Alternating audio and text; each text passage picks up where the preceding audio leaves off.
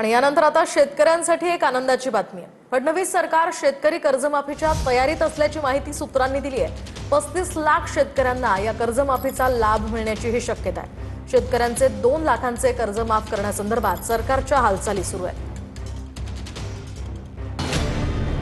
फडणवीस सरकार शेतकरी कर्जमाफीच्या तयारीत असल्याची सूत्रांची माहिती आहे।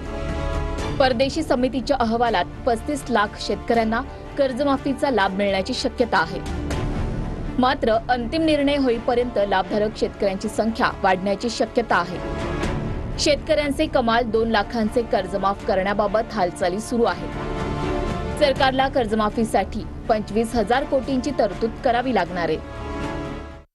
शेतकऱ्यांना पुन्हा कर्जबाजारी व्हायला लागू नये यासाठी सुद्धा ही समिती आपल्या शिफारशी करणार होते। मग त्या शिफारशी काय होत्या हे सुद्धा जनतेला आणि महाराष्ट्राला समजण्याची आवश्यकता आहे।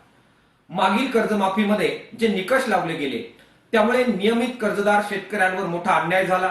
आता पुन्हा तेच निकष जर लागू केले तर पुन्हा एकदा या कर्जमाफीमध्ये होणार आहे। त्यामुळे त्यामध्ये सुधारणा करावी।